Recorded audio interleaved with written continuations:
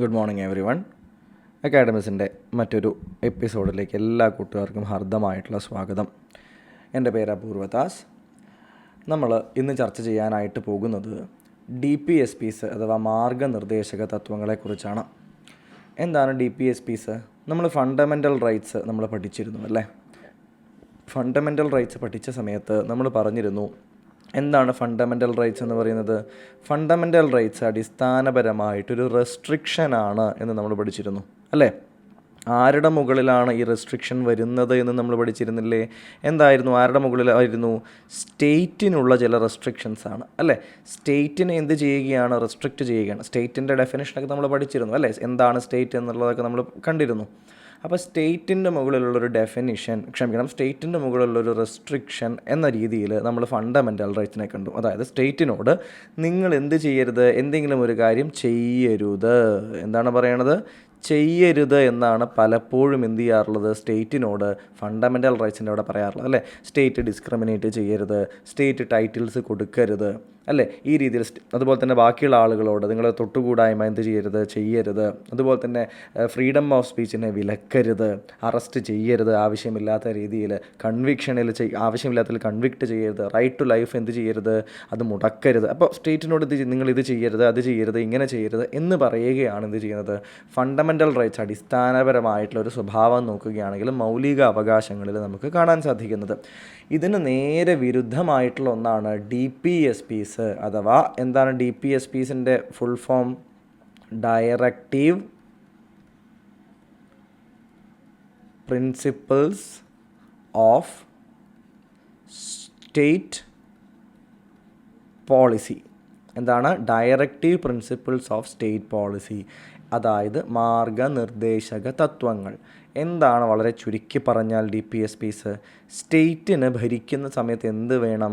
ചില പോളിസികൾ വേണം അല്ലേ? ഒരു പുതിയ ഗവൺമെൻറ് ഭരിക്കാൻ വന്നു കഴിഞ്ഞാൽ ആ ഗവൺമെൻറ്റിന് എന്തുണ്ടാകും? ചില പോളിസികൾ ഉണ്ടാകും. ഈ പോളിസികളുടെ അടിസ്ഥാനത്തിലാണ് എന്ത് ചെയ്യുന്നത്? ഈ തത്വങ്ങളുടെ ഈ ഒരു പോളിസികളുടെ ഈ ഒരു ആശയങ്ങളുടെ അടിസ്ഥാനത്തിലാണ് എന്ത് ചെയ്യുന്നത്? ആ ഗവൺമെൻറ് വർക്ക് ചെയ്യുന്നത് അല്ലേ? അപ്പോൾ ഈ ഗവൺമെൻറ്റിനോട് എന്ത് ചെയ്യുകയാണ്? ഡയറക്റ്റ് ചെയ്യുകയാണ്. എന്ത് ചെയ്യുകയാണ്? Directive principles. എന്താണ്? ചില നിർദ്ദേശങ്ങൾ കൊടുക്കുകയാണ്, മനസ്സിലാവും? ചില മാർഗനിർദ്ദേശങ്ങൾ കൊടുക്കുകയാണ്, ചില പ്രിൻസിപ്പിളുകൾ, ചില തത്വങ്ങൾ എന്ത് ചെയ്യുകയാണ്? മുന്നോട്ട് വയ്ക്കുകയാണ്. എന്ത്? സ്റ്റേറ്റ് പോളിസികൾ ഫോർമുലേറ്റ് ചെയ്യുമ്പോൾ മനസ്സിൽ വെക്കണം എന്ന് പറയുകയാണ്. മനസ്സിലാവുന്നുണ്ടോ? അതായത് ഫണ്ടമെൻ്റൽ റൈറ്റ്സ് നിങ്ങൾ ഇതെല്ലാം ചെയ്യരുത് എന്നാണ് പറഞ്ഞിരുന്നത് എന്നുണ്ടെങ്കിൽ ഡയറക്റ്റീവ് പ്രിൻസിപ്പിൾസ് എങ്ങനെയാണ്?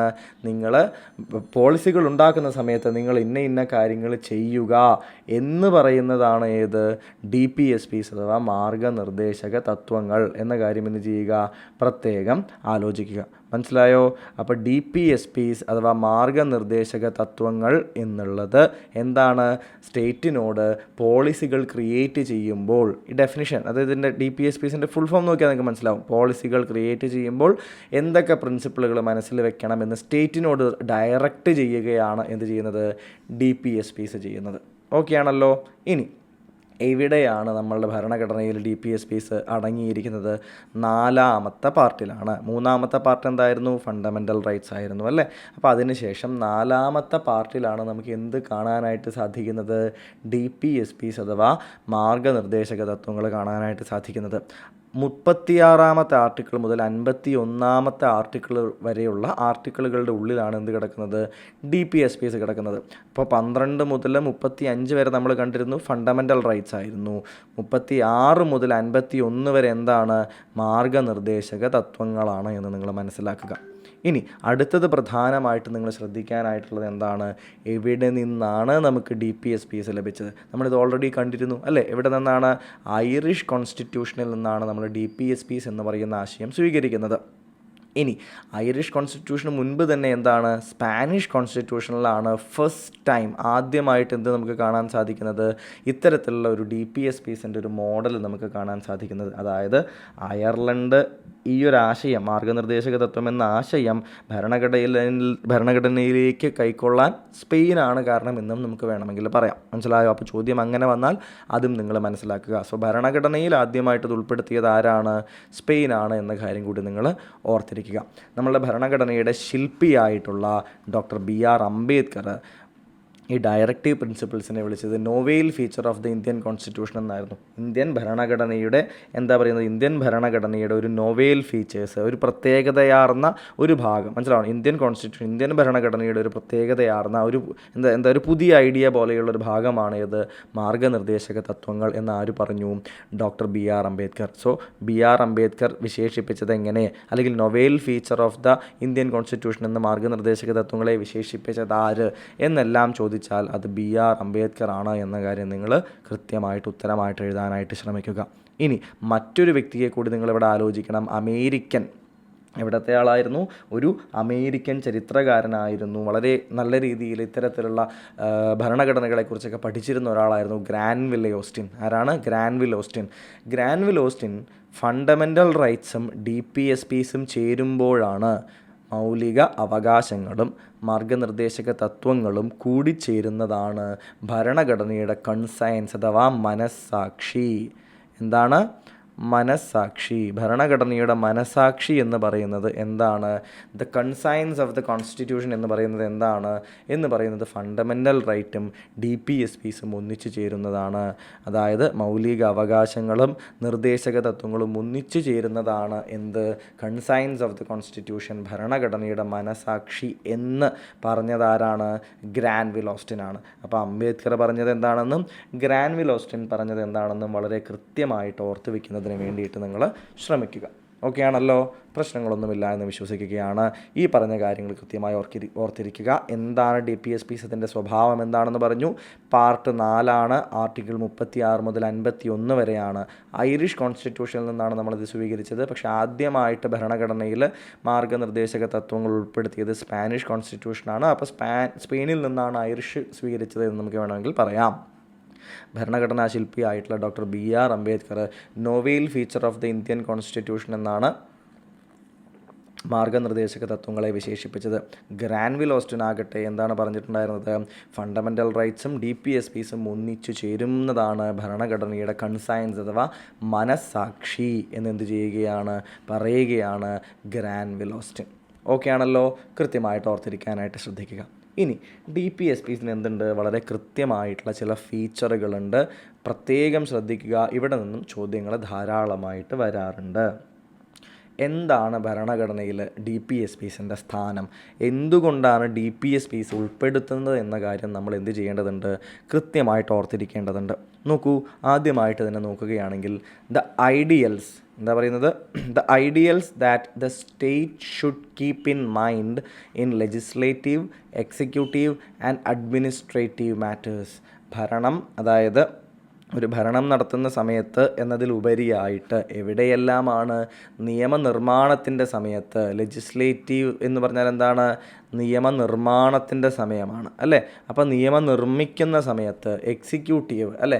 എവിടെയാണ്? കാര്യനിർവഹണ വിഭാഗത്തിൻ്റെ സമയത്ത്, കാര്യനിർവഹണം നടത്തുന്ന സമയത്ത്. അഡ്മിനിസ്ട്രേറ്റീവ് തലത്തിൽ, ഭരണതലത്തിൽ അല്ലേ? ഭരണനിർവഹണം നടത്തുന്ന സമയത്ത്. നിയമം നിർമ്മിക്കുമ്പോൾ കാര്യനിർവഹണം എക്സിക്യൂട്ടീവ് തലത്തിൽ, ഭരണനിർവഹണം അഡ്മിനിസ്ട്രേറ്റീവ് തലത്തിൽ. ഈ സമയങ്ങളിലെല്ലാം ചില ഐഡിയൽസ് എന്ത് ചെയ്യേണ്ടതുണ്ട്? സ്റ്റേറ്റ് മനസ്സിൽ സൂക്ഷിക്കേണ്ടതുണ്ട്. ഈ ഐഡിയൽസിനെ എല്ലാമാണ് നമ്മൾ എന്തായിട്ട് പറയുന്നത്? DPSPs എന്ന് നമ്മൾ വിശേഷിപ്പിക്കുന്നത്. Directive principles of state policies എന്ന് നമ്മൾ വിശേഷിപ്പിക്കുന്നത്. ഇനി നമ്മൾ പറഞ്ഞിരുന്നു അല്ലേ, ഐറിഷ് കോൺസ്റ്റിറ്റ്യൂഷനിൽ നിന്നാണ് നമ്മളിത് സ്വീകരിച്ചതെന്ന്. എന്നാൽ ഗവൺമെൻറ് ഓഫ് ഇന്ത്യ ആക്ട് 1935 അല്ലേ, നമ്മൾ പഠിച്ചിരുന്നു 1935 ഗവൺമെൻറ് ഓഫ് ഇന്ത്യ ആക്ടിൻ്റെ പ്രത്യേകത എന്തായിരുന്നു? നമ്മളുടെ ഭരണഘടന ഇപ്പോഴത്തെ ഒരു ബൾക്കി ഫോമിലേക്ക് മാറാൻ, ഇത്രയും ബൾക്കാവാനുള്ള കാരണം എന്തായിരുന്നു? 1935 ഗവൺമെൻറ് ഓഫ് ഇന്ത്യ ആക്ട് ആയിരുന്നു അല്ലേ. അപ്പോൾ ഈ ഗവൺമെൻറ് ഓഫ് ഇന്ത്യ ആക്ടാണ് നമ്മളുടെ ഇപ്പോഴത്തെ 50% കൂടുതൽ ഭരണഘടന എന്നതാണ് ഒരു നഗ്നമായിട്ടുള്ള സത്യം അല്ലേ. ആ കാര്യം എന്ത് ചെയ്യുക? ആലോചിക്കുക. എന്തുകൊണ്ടാണ് ഇത്ര ബൾക്കി ആയത്? കാരണം അഡ്മിനിസ്ട്രേറ്റീവ് തലത്തിലുള്ള കാര്യങ്ങൾ കൂടി വിശദീകരിക്കുന്ന ഒരു ഡോക്യുമെൻ്റ് ആയിരുന്നു 1935 ഗവൺമെൻറ് ഓഫ് ഇന്ത്യ ആക്ട്. അതുപോലെ തന്നെയാണ് നമ്മളുടെ ഭരണഘടനയും ആയിത്തീർന്നത് അല്ലേ. ഈ കാര്യങ്ങളൊക്കെ എന്താ ചെയ്യുക, ഈ സമയത്ത് ഓർക്കാൻ നോക്കുക. പറഞ്ഞു വന്നത് എന്തായിരുന്നു? Government of India act 1935 instrument of instructions എന്ന പേരിൽ ഗവർണർമാരോടും മറ്റും എന്ത് കൊടുത്തിരുന്നു?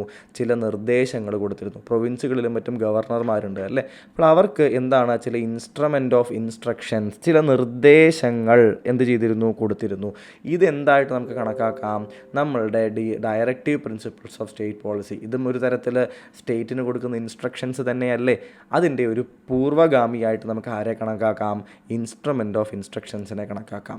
അപ്പോൾ ഇൻസ്ട്രുമെൻ്റ് ഓഫ് ഇൻസ്ട്രക്ഷൻസ് എന്ന വാക്ക് എവിടെയായിരുന്നു എന്ന് ചോദിച്ചാൽ അത് എവിടെ നിന്നാണ് നമുക്ക് ഇൻസ്ട്രുമെൻറ്റ്സ് ഓഫ് ഇൻസ്ട്രക്ഷൻസ്, DPSPസിന് സമാനമായിട്ടുള്ള ഇൻസ്ട്രുമെൻറ്റ്സ് ഓഫ് ഇൻസ്ട്രക്ഷൻ എവിടെ നിന്നാണ് നമുക്ക് ലഭിക്കുന്നത്?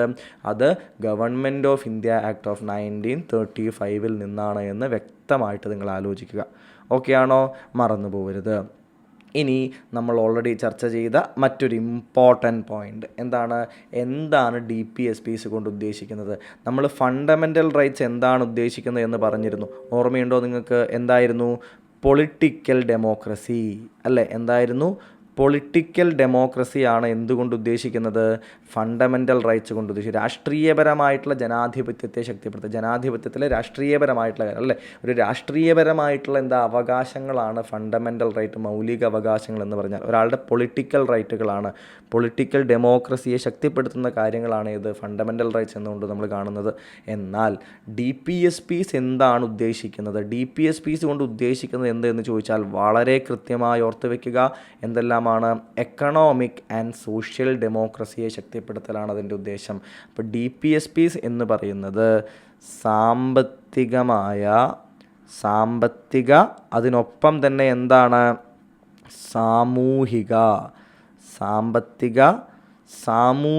ജനാധിപത്യം, സാമൂഹിക ജനാധിപത്യത്തിനെ ശക്തിപ്പെടുത്തലാണ് എന്തുകൊണ്ട് ഉദ്ദേശിക്കുന്നത്? DPSPs കൊണ്ട് ഉദ്ദേശിക്കുന്നത്. കൃത്യമായി മനസ്സിലായോ? ഫണ്ടമെൻ്റൽ റൈറ്റ്സ് എന്ന് പറയുമ്പോൾ രാഷ്ട്രീയമായിട്ടുള്ള ജനാധിപത്യമാണ്. എന്താണ്? രാഷ്ട്രീയമായിട്ടുള്ള ജനാധിപത്യത്തെക്കുറിച്ചാണ് ഫണ്ടമെൻ്റൽ റൈറ്റ്സ് അഥവാ മൗലിക അവകാശങ്ങൾ സംസാരിക്കുന്നത് എന്ന് വ്യക്തമായി ഓർത്ത് വയ്ക്കുക. ഇപ്പം തന്നെ പഠിച്ചേക്കുക. ഫണ്ടമെൻ്റൽ റൈറ്റ്സ്, മൗലിക അവകാശങ്ങൾ എന്തിനെ സൂചിപ്പിക്കുന്നു? രാഷ്ട്രീയപരമായിട്ടുള്ള ജനാധിപത്യത്തിനെ. DPSPs എന്തിനെ സൂചിപ്പിക്കുന്നു? എക്കണോമിക് ആൻഡ് സോഷ്യൽ ഡെമോക്രസി അഥവാ സാമൂഹിക ജനാധിപത്യത്തിനെ. മനസ്സിലാവുന്നുണ്ടോ? കൃത്യമായിട്ട് ഓർത്ത് വയ്ക്കുക. DPSPs എക്കണോമിക് ആൻഡ് സോഷ്യൽ ഡെമോക്രസിയാണ്. ഫണ്ടമെൻ്റൽ റൈറ്റ്സ് രാഷ്ട്രീയ ജനാധിപത്യം, പൊളിറ്റിക്കൽ ഡെമോക്രസിയാണ്. ഓക്കെ ആണല്ലോ? ഇനി നമ്മൾ ഏറ്റവും പ്രധാനപ്പെട്ട പോയിന്റിലേക്ക് വരികയാണ്. DPSPs കൊണ്ട്, മാർഗനിർദ്ദേശക തത്വങ്ങൾ കൊണ്ട് എന്താണ് നമ്മുടെ കോൺസ്റ്റിറ്റ്യൂഷൻ ഉദ്ദേശിക്കുന്നത് എന്ന് നമ്മൾ മനസ്സിലാക്കേണ്ടതുണ്ട്. എന്താണെന്നറിയാമോ? ഒരു വെൽഫെയർ സ്റ്റേറ്റ്. പല തവണയായിട്ടുള്ള പല രീതിയിൽ ഇതിനെക്കുറിച്ച് ചോദിച്ചിട്ടുണ്ട്. ഒരു വെൽഫെയർ സ്റ്റേറ്റ് അഥവാ മലയാളം കൂടി ഓർത്ത് വയ്ക്കുക, ക്ഷേമരാഷ്ട്രം. എന്താണ്? ക്ഷേമരാഷ്ട്രം. അതായത് വെറുതെ ഇത്ര ഗ്രോത്ത് ഉണ്ട് അല്ലെങ്കിൽ ഇത്രയധികം GDP വർദ്ധിച്ചു എന്നതിനുപരിയായിട്ട്, കുറേയധികം വലിയ കമ്പനികൾ വന്നു എന്നതിനുപരിയായിട്ട് ജനങ്ങളുടെ ക്ഷേമം എത്രത്തോളം കൂടി. മനസ്സിലാകുന്നുണ്ടോ? നമ്മൾ ഹ്യൂമൻ ഡെവലപ്മെൻറ്റ് ഇൻഡെക്സ് എന്നൊക്കെ പറയില്ലേ? വിദ്യാഭ്യാസത്തിനുള്ള സൗകര്യങ്ങളുണ്ടോ?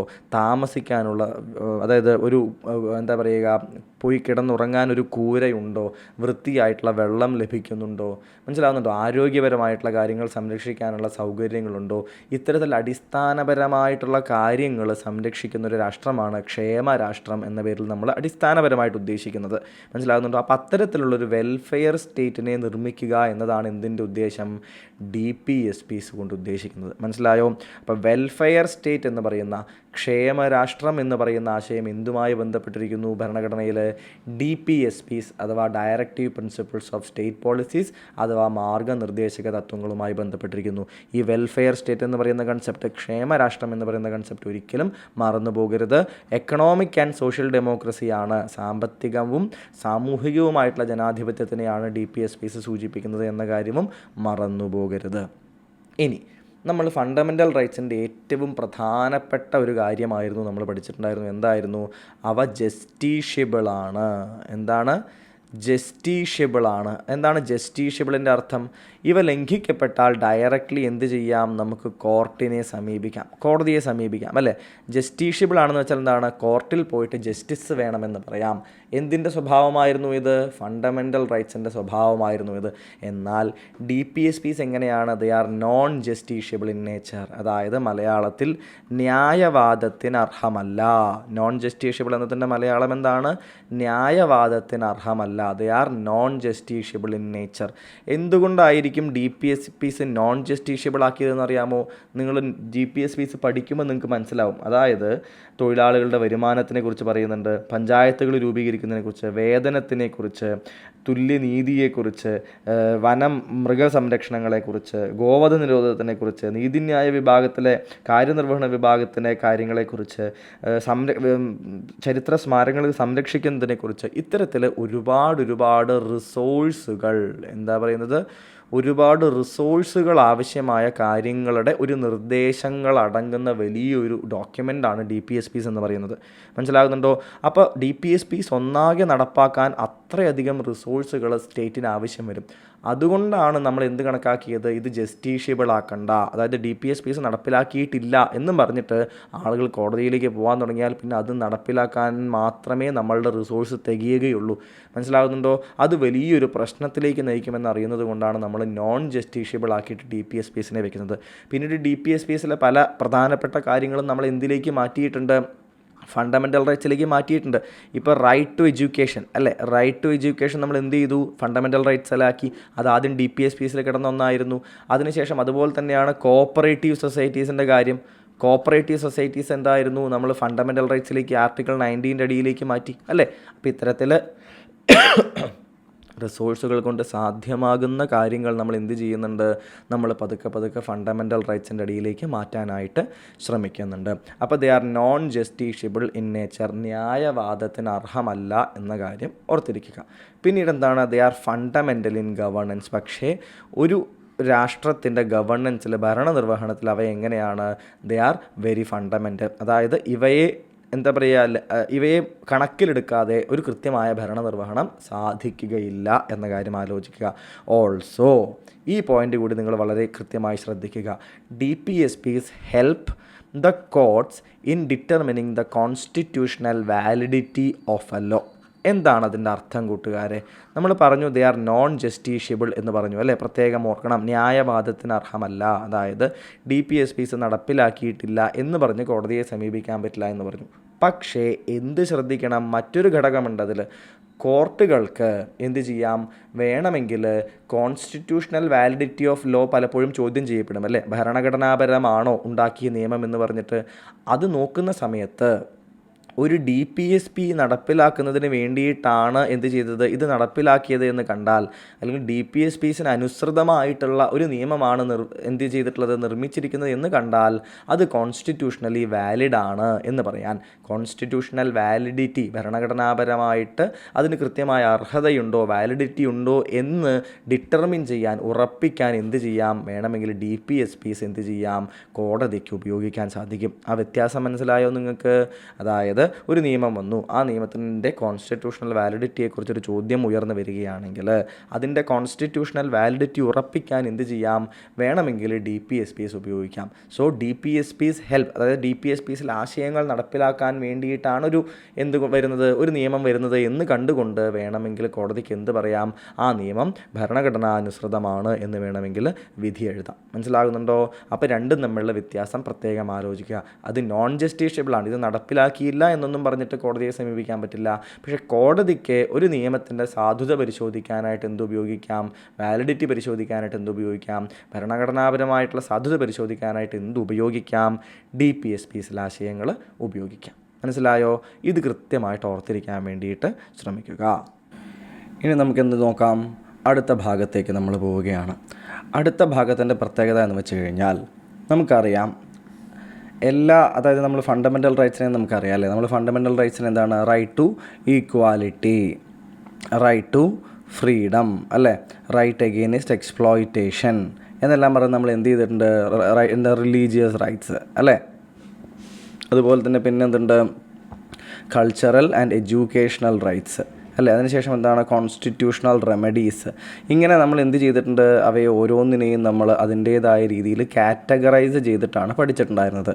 അതുപോലെ തന്നെ ഡി പി എസ് പീസിനെ നമ്മൾ ആ ഡി പി എസ് പീസിൻ്റെ സ്വഭാവം അനുസരിച്ച് ശ്രദ്ധിക്കുക.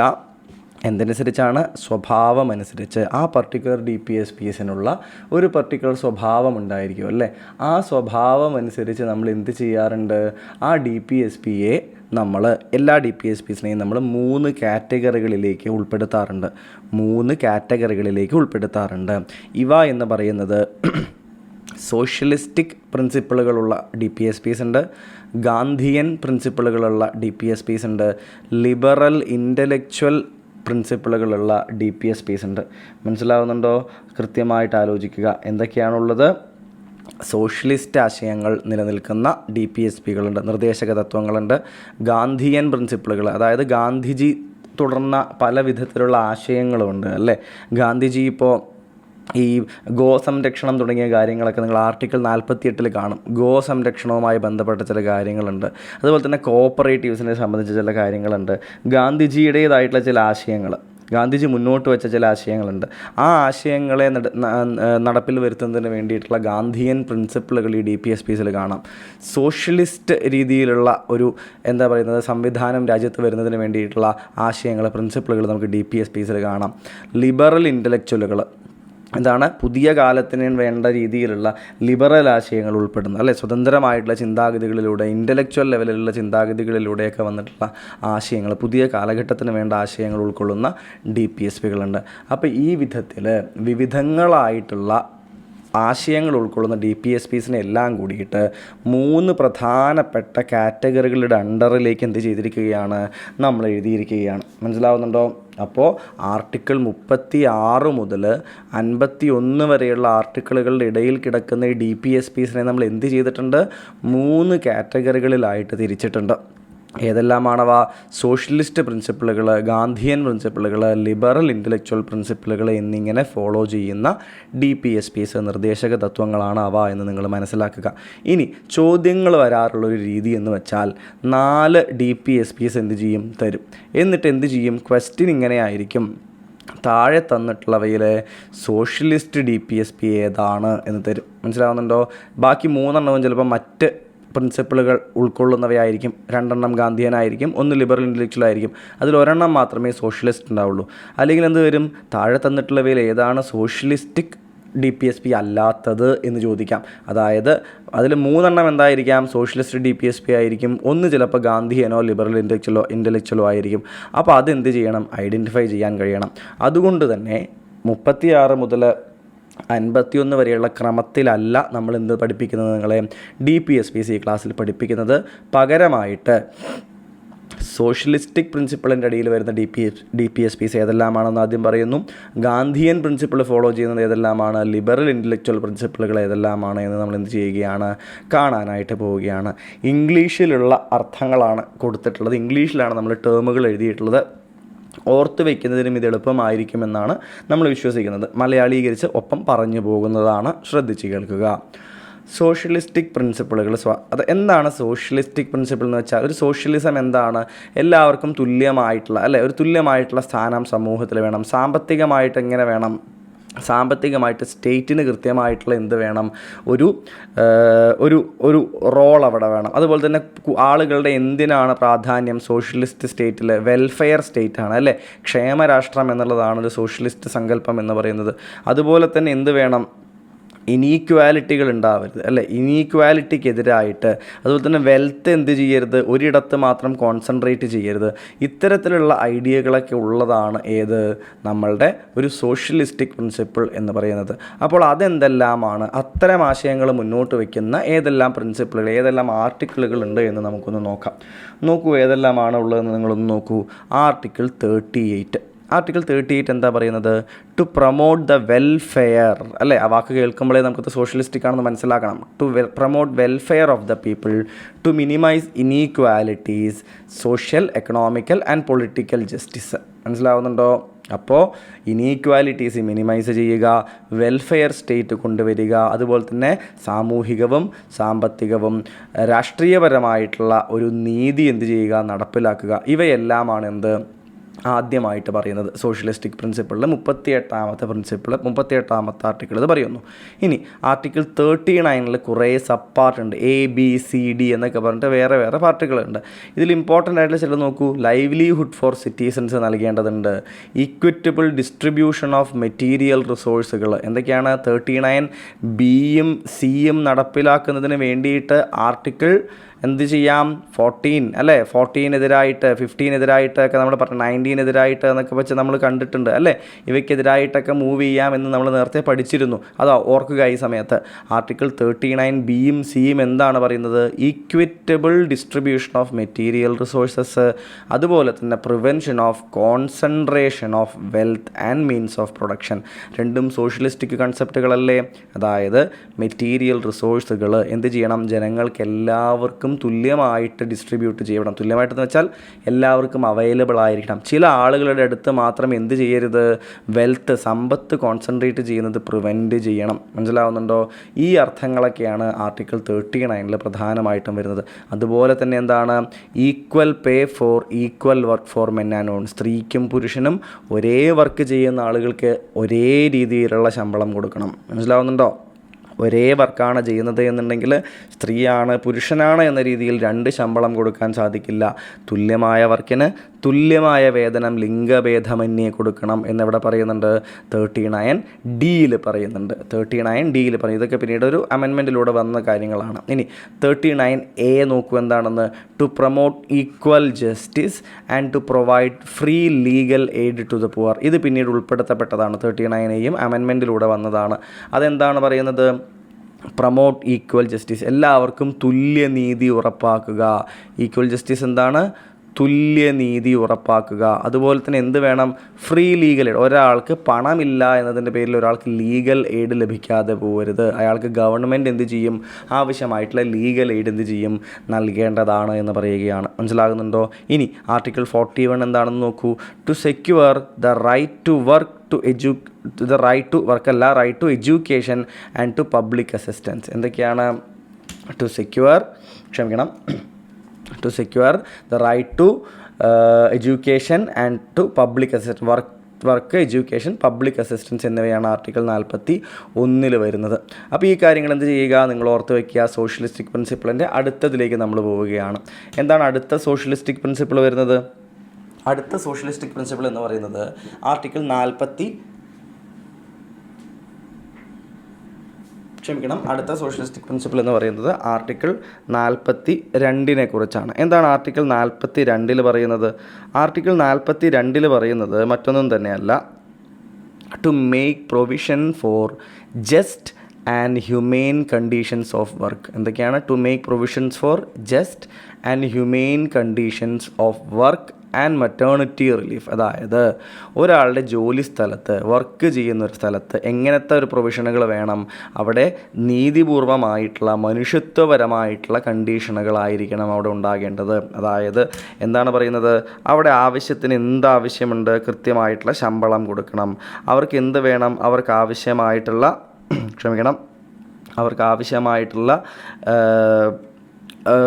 സൗകര്യങ്ങൾ. ഇപ്പോൾ എന്താ പറയുക, ഇപ്പോൾ സ്ത്രീകൾ വർക്ക് ചെയ്യണമെന്ന് വിചാരിക്കുക. അവിടെ അവർക്ക് എന്ത് ചെയ്യണം? അവർക്ക് ആവശ്യമായിട്ടുള്ള കുറേ സൗകര്യങ്ങളുണ്ടാകും. സ്ത്രീകൾക്കായാലും പുരുഷന്മാർക്കായാലും എന്താവശ്യം വരും? അവരുടെ സാനിറ്റേഷൻ റിലേറ്റഡ് ആയിട്ടുള്ള കാര്യങ്ങൾ, കുടിവെള്ളം പോലെയുള്ള കാര്യങ്ങൾ, സുരക്ഷാ ഉപകരണങ്ങൾ, ഇത്തരത്തിൽ വിവിധങ്ങളായിട്ടുള്ള കാര്യങ്ങൾ എവിടെ വേണ്ടതുണ്ട്? ഒരു ഹ്യൂമെയിൻ കണ്ടീഷൻ, മനുഷ്യത്വപരമായിട്ടുള്ള കണ്ടീഷനുകൾ എവിടെ വേണം? ഒരു ജോലി സ്ഥലത്ത് വേണം. അതുപോലെ തന്നെ ജോലി സ്ഥലത്ത് എന്താവശ്യമുണ്ട്? മറ്റേണിറ്റി റിലീഫ് ആവശ്യമുണ്ട് അല്ലേ? ഗർഭിണിയായിരിക്കുന്ന ഒരു സ്ത്രീക്ക്, അല്ലെങ്കിൽ ഗർഭകാലം പ്രസവം കഴിഞ്ഞ ഉടനെയുള്ളൊരു സ്ത്രീക്ക് അവർക്കൊക്കെ ആവശ്യമായിട്ടുള്ള റിലീഫ് എന്ത് ചെയ്യേണ്ടതുണ്ട്? ലഭിക്കേണ്ടതുണ്ട് അല്ലേ? അപ്പോൾ ഇത്തരം കാര്യങ്ങൾ എന്ത് ചെയ്യേണ്ടതുണ്ട്? കൃത്യമായിട്ട് നമ്മൾ ആലോചിക്കേണ്ടതായിട്ടുണ്ട്. ഓക്കെ ആണോ? സംശയങ്ങളൊന്നുമില്ലല്ലോ? ഓക്കെ ആണെന്ന് വിശ്വസിക്കുകയാണ്. ആർട്ടിക്കിൾ 42 അതിങ്ങനെ പറഞ്ഞു. ഇനി ആർട്ടിക്കിൾ 43 എന്താണ്? To secure a living wage, a decent standard of life and social and cultural opportunities for all the workers. മനസ്സിലാവുന്നുണ്ടോ? അതായത് ലിവിങ് വേജ് എന്ന് വെച്ചാൽ എന്താണ്? ഒരു ജീവിച്ച് പോകണം. ലിവിങ് വേജ് അവർക്ക് എന്ത് ചെയ്യണം? അവർക്ക് ലഭിക്കേണ്ടതുണ്ട്. അവർക്ക് എന്ത് ചെയ്യേണ്ടതുണ്ട്? അവർക്കൊരു ലിവിങ് വേജ് ലഭിക്കേണ്ടതുണ്ട്. അതുപോലെ തന്നെ അതിൻ്റെ കൂട്ടത്തിൽ അടുത്ത കാര്യം എന്താണ് വരുന്നത്? അതിൻ്റെ കൂട്ടത്തിൽ നിന്ന് ശ്രദ്ധിക്കേണ്ട മറ്റൊരു കാര്യമാണ് ഏത്? Decent standard of life. ഒരാൾക്ക് എങ്ങനെ ജീവിക്കാൻ കഴിയണം? നമ്മൾ പറയാറുണ്ടല്ലേ, എങ്ങനെയെങ്കിലും ജീവിച്ചാൽ മതിയോ? എങ്ങനെയെങ്കിലും ജീവിച്ചാൽ പോരാ, ഒരു സ്റ്റാൻഡേർഡ് ഓഫ് ലൈഫ് ആവശ്യമാണ്. ഒരു ഡീസൻ്റ് ആയിട്ടുള്ളൊരു സ്റ്റാൻഡേർഡ് ഓഫ് ലൈഫ് എന്താണ്? ഒരാൾക്ക് ആവശ്യമാണ്. അപ്പോൾ ആ ഒരു കാര്യം എന്ത് ചെയ്യുക? കൃത്യമായിട്ട് ആലോചിക്കുക. ഒരാൾക്ക് എന്താവശ്യമാണ്? ഒരാൾക്ക് എന്താവശ്യമാണ്? ഒരു decent level of living style ആർക്കാവശ്യമാണ്? ഒരാൾക്ക് ആവശ്യമാണ്. അതുപോലെ തന്നെ അടുത്തത് നോക്കൂ, cultural and social and cultural opportunities for all workers അല്ലേ. അവർക്ക് വെറുതെ വർക്കിംഗ് മാത്രം മതിയോ?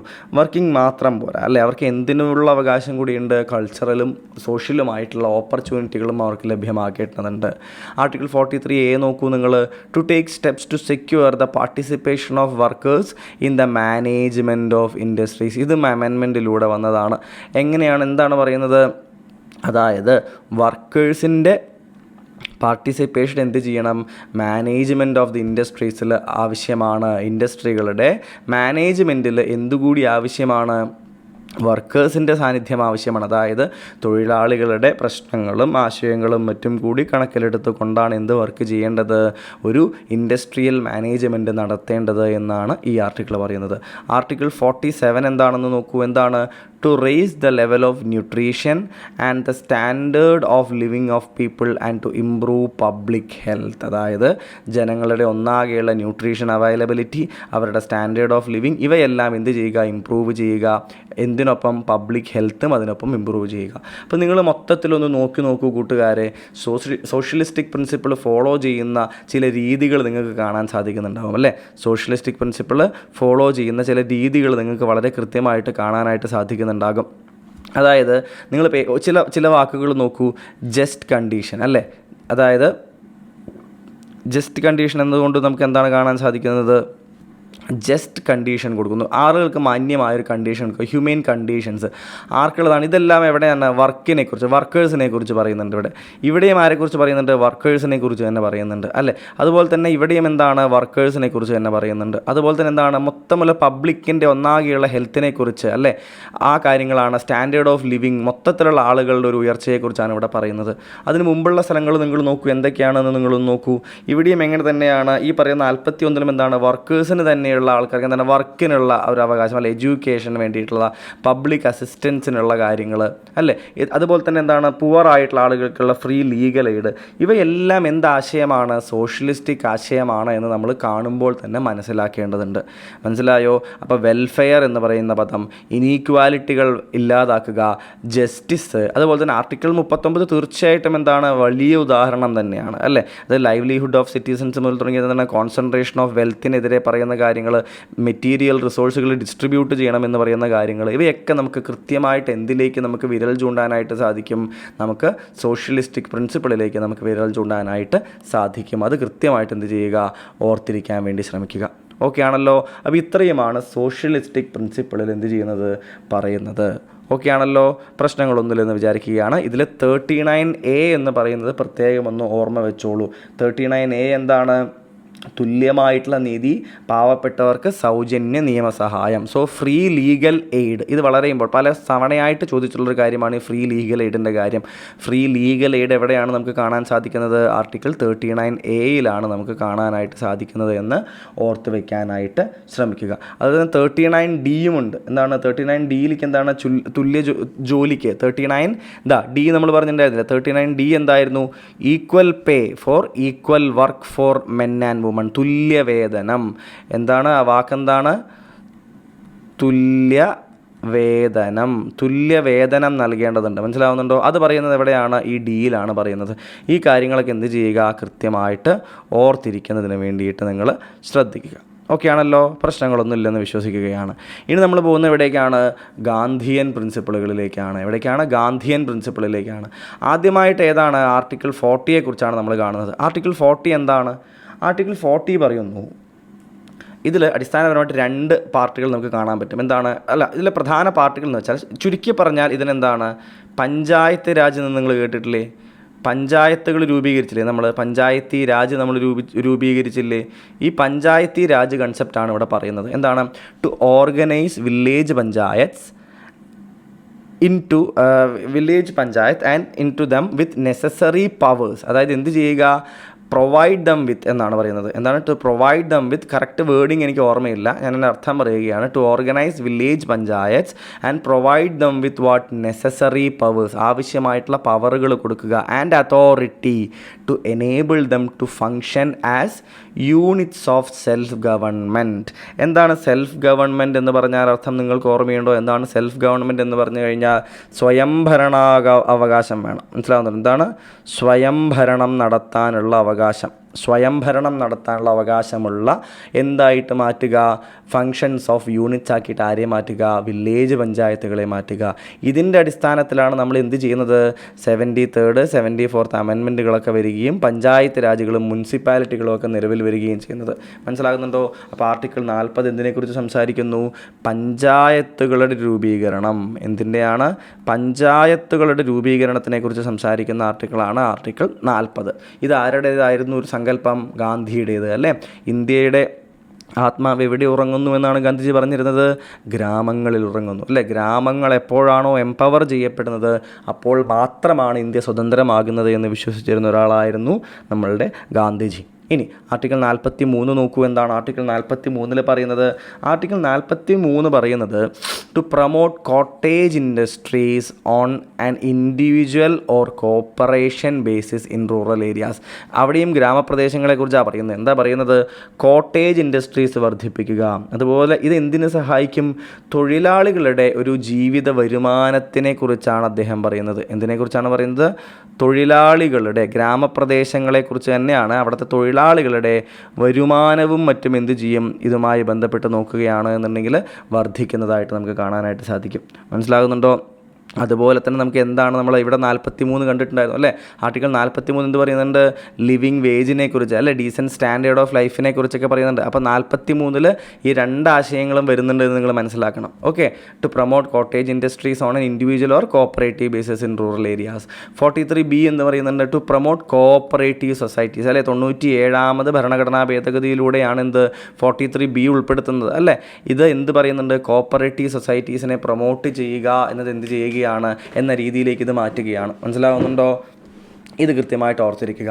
ആർട്ടിക്കിൾ 46 എന്ത് പറയുന്നു? Protection of SCs and STs and other weaker section of societies അല്ലേ. ഗാന്ധിജി ഹരിജൻസ് എന്ന പേരിൽ വിളിച്ചിട്ടുള്ള അല്ലേ, ഇതിനെ അംബേദ്കർ ശക്തമായി എതിർത്തിരുന്നു നിങ്ങൾക്കറിയാമെന്ന് ഞാൻ വിശ്വസിക്കുന്നു. ഹരിജൻസ് എന്നെല്ലാം വിളിച്ചിട്ട് SC/ST കമ്മ്യൂണിറ്റി അല്ലേ അവരെന്ത് ചെയ്തിരുന്നു? സംരക്ഷിക്കാനായിട്ട് ശ്രമിച്ചിട്ടുണ്ടായിരുന്നു. അപ്പോൾ protection of SCs and STs എന്നുള്ളത് ഗാന്ധിജിയുടെ ഒരു സ്വപ്നമായി കണ്ടിട്ട് നമ്മൾ ഗാന്ധിയൻ പ്രിൻസിപ്പിൾ എന്ന രീതിയിൽ ഡയറക്റ്റീവ് പ്രിൻസിപ്പിൾസിൽ നമ്മളത് കണക്കാക്കുന്നു. പിന്നീട് ആർട്ടിക്കിൾ 47 വരുന്നുണ്ട്. 47 എന്താണ്? To prohibit the consumption of intoxicants അല്ലെ, ലഹരി വസ്തുക്കളുടെ ഉപയോഗം ഒഴിവാക്കൽ. പ്രത്യേകം ശ്രദ്ധിക്കുക. ആർട്ടിക്കിൾ 47 ആണ്. 43B നിങ്ങൾ ഓർത്ത് വെക്കണം. ആർട്ടിക്കിൾ 47 എന്താണ്? Prohibition of consumption of intoxicants. പലയിടങ്ങളിലും നമ്മൾ എന്ത് കാണാറുണ്ട്? മദ്യനിരോധനം കാണാറുണ്ട് അല്ലേ. മദ്യനിരോധനം കാണാറുണ്ട്. അപ്പോൾ മദ്യനിരോധനം എന്നൊരു പ്രോസസ്സ് വരുന്ന സമയത്ത് നിങ്ങൾ ആലോചിക്കുക. Article 47 prohibition of consumption of ഇൻടോക്സിക്കൻസിനെ കുറിച്ച് സംസാരിക്കുന്നു.